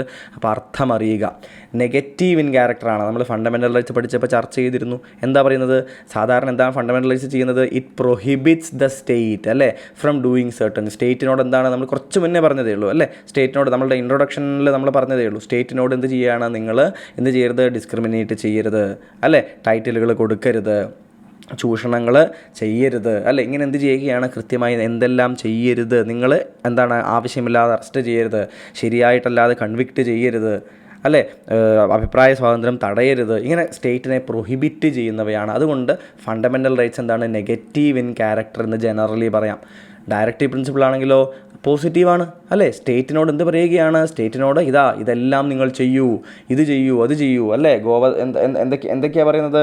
വനത്തിനെയും മൃഗങ്ങളെയും സംരക്ഷിക്കൂ അല്ലേ, ചരിത്ര സ്മാരകങ്ങളെ സംരക്ഷിക്കൂ, പഞ്ചായത്തുകൾ രൂപീകരിക്കൂ, തുല്യമായിട്ടുള്ള വേതനം നിങ്ങൾ ഉറപ്പുവരുത്തൂ അല്ലേ, തുല്യനീതി എല്ലാവർക്കും കൊടുക്കൂ, ഏകീകൃത സിവിൽ കോഡ് നടപ്പിലാക്കൂ അല്ലെ. എന്ത് പറയുകയാണ്? ചെയ്യൂ എന്ന് പറയുകയാണ്. So it is positive in nature. ഇനി fundamental rights they are justiciable in nature അല്ലേ. എന്താണ് ജസ്റ്റീഷ്യബിൾ എന്ന് വെച്ചാൽ എന്താണ് അർത്ഥം? കോടതിയെ സമീപിക്കാം അല്ലേ, ന്യായവാദം എന്ന് പറയുന്നത് നടപ്പിലാക്കാം, ലീഗലി എൻഫോഴ്സിബിൾ ആണ്. Directive പ്രിൻസിപ്പിളോ it is known justiciable അല്ലേ, ലീഗലി എൻഫോഴ്സിബിൾ അല്ല. ഡയറക്റ്റീവ് പ്രിൻസിപ്പിൾസ് നടപ്പിലാക്കുന്നില്ല എന്ന് വെച്ചിട്ട് കോടതിയെ സമീപിച്ച് പരാതി പറയാൻ ഒരാൾക്ക് കഴിയുകയില്ല. അതുപോലെ എന്താണ് ഫണ്ടമെൻ്റൽ റൈറ്റ്സ് എന്ത് നടപ്പിലാക്കാനാണ് നോക്കുന്നത്? പൊളിറ്റിക്കൽ ഡെമോക്രസി, അതായത് എന്താണ്? രാഷ്ട്രീയമായിട്ടുള്ള ജനാധിപത്യം അല്ലേ. നമ്മൾ പറഞ്ഞിരുന്നു അല്ലേ, രാഷ്ട്രീയപരമായിട്ടുള്ള ജനാധിപത്യം. ഇതോ ഡയറക്റ്റീവ് പ്രിൻസിപ്പിൾസോ സാമ്പത്തികവും സാമൂഹികവുമായിട്ടുള്ള ജനാധിപത്യം, economic and social democracy. Fundamental റൈറ്റ്സിന് എന്തുണ്ട്? ലീഗൽ സാങ്ഷൻ ഉണ്ട്. എന്താണ് ലീഗൽ സാങ്ഷൻ ഉണ്ട് എന്ന് വെച്ചാൽ അർത്ഥം? നിയമപരമായിട്ടുള്ള പിന്തുണയുണ്ട് അല്ലേ. അവ എങ്ങനെയാണ്? ദേ ആർ എൻഫോഴ്സിബിൾ, കോടതിക്ക് പോകാം അല്ലെ, ലീഗൽ സാങ്ഷൻ ഉണ്ട്. ഡയറക്റ്റീവ് പ്രിൻസിപ്പിൾസിന് എങ്ങനെയാണ്? ലീഗൽ സാങ്ഷൻ അല്ല, പകരം എന്താണ്? മോറൽ ആൻഡ് പൊളിറ്റിക്കൽ സാങ്ഷനാണ്. അതായത് ഒരു ഭരിക്കുന്ന പാർട്ടിക്ക് ഡയറക്റ്റീവ് പ്രിൻസിപ്പിൾസിനെതിരായിട്ട് പ്രവർത്തിച്ചാൽ ഒരു ബാക്ക്ലാഷ് ലഭിക്കും. അതുകൊണ്ട് പൊളിറ്റിക്കലായിട്ടുള്ള ഒരു പ്രഷറിൻ്റെ മേൽ, ഒരു മോറൽ പ്രഷറിൻ്റെ പേരിൽ ഡയറക്റ്റീവ് പ്രിൻസിപ്പിൾസ് എന്ത് ചെയ്യേണ്ടതുണ്ട്? നടപ്പിലാക്കേണ്ടതായിട്ട് വരുന്നുണ്ട്. ഇനി അടുത്തത് നോക്കൂ, പ്രൊമോട്ട് വെൽഫെയർ ഓഫ് ഇൻഡിവിജ്വൽസ് അല്ലെ, വ്യക്തികളുടെ അവകാശങ്ങൾ സംരക്ഷിക്കലാണ് മൗലിക അവകാശങ്ങൾ, ഫണ്ടമെൻ്റൽ റൈറ്റ്സിൻ്റെ ഉദ്ദേശം എന്നുണ്ടെങ്കിൽ directive principles as A community, സമൂഹത്തിൻ്റെ ആകെയുള്ള ഒരു വെൽഫെയർ സംരക്ഷിക്കലാണ് എന്ത് ചെയ്യുന്നത്? നടപ്പിലാക്കുന്നത്. സോ ഇവിടെ വ്യക്തിപരമായിട്ടുള്ള എന്താ പറയുന്നത്? വെൽഫെയർ, ക്ഷേമമാണ് നോക്കുന്നത്. മൗലിക അവകാശങ്ങൾ എന്നുണ്ടെങ്കിൽ സൊസൈറ്റിയുടെ, കമ്മ്യൂണിറ്റിയുടേതായിട്ടുള്ള വെൽഫെയറാണ് ഡയറക്റ്റീവ് പ്രിൻസിപ്പിൾസ് സംരക്ഷിക്കാൻ നോക്കുന്നത്. ഇനി ഫണ്ടമെൻ്റൽ റൈറ്റ്സ് എങ്ങനെയാണ്? They do not require any legislation for the implementation അല്ലേ. ഫണ്ടമെൻ്റൽ റൈറ്റ്സ് നടപ്പിലാക്കാൻ ഇനി പ്രത്യേകം ഒരു നിയമനിർമ്മാണം ആവശ്യമുണ്ടോ? ഇല്ല. ഫണ്ടമെൻ്റൽ റൈറ്റ്സ് ലംഘിക്കപ്പെട്ടാൽ ഉടനെ എന്താണ്? അതിനെതിരായിട്ട് കോടതിയെ സമീപിക്കാം. ഡയറക്റ്റീവ് പ്രിൻസിപ്പിൾസ് ആണെങ്കിലോ അവയ്ക്ക് എന്തില്ല? They are non justiciable in nature. ഈ ഡയറക്റ്റീവ് പ്രിൻസിപ്പിൾസ് നിയമ നിയമപരമായിട്ട് നടപ്പിലാക്കണമെന്നുണ്ടെങ്കിൽ എന്ത് വേണം? ഒരു പ്രത്യേകം ഇനിയൊരു നിയമം എന്ത് ചെയ്യണം? നടപ്പിൽ വരുത്തണം, ലെജിസ്ലേഷൻ നടക്കണം, നിയമനിർമ്മാണം നടത്തണം, അല്ലേ? ആദ്യം റൈറ്റ് ടു എഡ്യൂക്കേഷൻ എന്തായിരുന്നു? DPSPസിലാണ് ഉണ്ടായിരുന്നത്. പിന്നീട് റൈറ്റ് ടു എഡ്യൂക്കേഷൻ ആക്ട് പാസ്സായപ്പോഴാണ് എന്താകുന്നത്? അതൊരു നിയമപരമായിട്ട് അതിനെ ചോദ്യം ചെയ്യാൻ പറ്റുന്നത്, അല്ലേ? അതുപോലെ തന്നെ കോപ്പറേറ്റീവ്സ് രൂപീകരിക്കണം എന്നുള്ളത് എന്തായിരുന്നു? ഒരു DPSP ആയിരുന്നു. അത് കൃത്യമായിട്ടൊരു ഫണ്ടമെൻ്റൽ റൈറ്റായി മാറിയപ്പോൾ, അല്ലേ, അതിൻ്റെ രൂപം മാറിയപ്പോഴാണ് അത് എന്തായത്? എൻഫോഴ്സബിളായിട്ട് മാറിയത്. ഇനി ഫണ്ടമെൻ്റൽ റൈറ്റ്സിൻ്റെ അവസാനമായിട്ട് നോക്കൂ. The courts are bound to declare a law violative of any of the fundamental rights as unconstitutional and invalid. എന്താ പറയുന്നത്? ഏതെങ്കിലും ഒരു നിയമം എങ്ങനെയാണെന്നുണ്ടെങ്കിൽ ഫണ്ടമെൻ്റൽ റൈറ്റ്സിനെതിരായിട്ട് വരികയാണ് എന്നുണ്ടെങ്കിൽ ആ നിയമം അൺകോൺസ്റ്റിറ്റ്യൂഷണലും ഇൻവാലിഡുമായിട്ട് കോടതി എന്ത് ചെയ്യും? പ്രഖ്യാപിക്കേണ്ടതുണ്ട്. പക്ഷേ ഇവിടെ എങ്ങനെയാണ്? അങ്ങനെയല്ല. ഇവിടെ എന്താണ്? The court cannot declare a law violative of any of DPSPs as unconstitutional. DPSPസിനെ ലംഘിക്കുന്നു എന്ന് പറഞ്ഞുകൊണ്ട് എന്ത് ചെയ്യാൻ പറ്റില്ല? കോടതിക്ക് ഒരു നിയമവും അൺകോൺസ്റ്റിറ്റ്യൂഷണൽ ആണെന്ന് പറയാൻ പറ്റില്ല. പക്ഷേ കോടതിക്ക് എന്ത് ചെയ്യാം? The court however can uphold the validity of the law. അതായത് ഒരു നിയമത്തിന് എന്ത് ചെയ്യാൻ പറ്റില്ല? ഒരു പെർട്ടിക്കുലർ നിയമം ഉണ്ടാക്കി, ആ നിയമം ഡയറക്റ്റീവ് പ്രിൻസിപ്പിളിനെതിരാണ് എന്ന് പറഞ്ഞിട്ട് എന്ത് ചെയ്യാൻ പറ്റില്ല? അതിനെ എന്ത് ചെയ്യാനായിട്ട് സാധിക്കുകയില്ല? അൺകോൺസ്റ്റിറ്റ്യൂഷണൽ ആക്കിയിട്ട് പ്രഖ്യാപിക്കാൻ സാധിക്കില്ല. പക്ഷേ എന്ത് ചെയ്യാൻ സാധിക്കും? ഒരു നിയമം വരികയാണ്, ആ നിയമം എന്തിനു വേണ്ടിയിട്ടാണ്? ഒരു DPSP നടപ്പിലാക്കുന്നതിന് വേണ്ടിയിട്ടാണ് എന്ന് കാണുകയാണെന്നുണ്ടെങ്കിൽ ചിലപ്പോൾ എന്ത് ചെയ്യാം? അതിൻ്റെ വാലിഡിറ്റി എന്ത് ചെയ്യാം? വേണമെങ്കിൽ അപ്ഹോൾഡ് ചെയ്യാം. മനസ്സിലാവുന്നുണ്ടോ? രണ്ടും തമ്മിൽ എന്തുണ്ട്? കൃത്യമായിട്ടുള്ള വ്യത്യാസമുണ്ട് എന്ന് നിങ്ങൾ മനസ്സിലാക്കുക. ഓക്കെ, അതും കൂടി എന്ത് ചെയ്യുക? നിങ്ങൾ ഓർത്ത് വയ്ക്കാനായിട്ട് ശ്രമിക്കുക. ഓക്കെ ആണോ? അപ്പോൾ മനസ്സിലായി എന്ന് വിശ്വസിക്കുകയാണ്. ഡയറക്റ്റീവ് പ്രിൻസിപ്പിൾസിനെ കുറിച്ച് നമുക്ക് ചർച്ച ചെയ്യാനായിട്ടുള്ളത് ഇത്രയും ആശയങ്ങളാണ്. ഇവ എന്ത് ചെയ്യുക? 2-3 തവണ ഒന്ന് വായിച്ചിട്ട് പോവുക. ഡയറക്റ്റീവ് പ്രിൻസിപ്പിൾസ്, സോഷ്യലിസ്റ്റിക് പ്രിൻസിപ്പിളുകൾ ഏതെല്ലാമാണ്, ഗാന്ധിയൻ പ്രിൻസിപ്പിളുകൾ ഏതെല്ലാമാണ്, ലിബറൽ ഇൻ്റലക്ച്വൽ പ്രിൻസിപ്പിളുകൾ ഏതെല്ലാമാണെന്ന് വ്യക്തമായിട്ട് ഓർക്കുന്നതിന് വേണ്ടി നോക്കുക. അതുപോലെ തന്നെ ഈ ഇമ്പോർട്ടൻ്റ് ആയിട്ടുള്ള ഫീച്ചറുകളും എന്ത് ചെയ്യുക? ഓർത്തിട്ട് പോകാൻ വേണ്ടിയിട്ട് ശ്രമിക്കുക. ഓക്കെ ആണല്ലോ? അപ്പോൾ ഇത്രയും നേരം കേട്ടിരുന്നതിന് വളരെയധികം നന്ദി.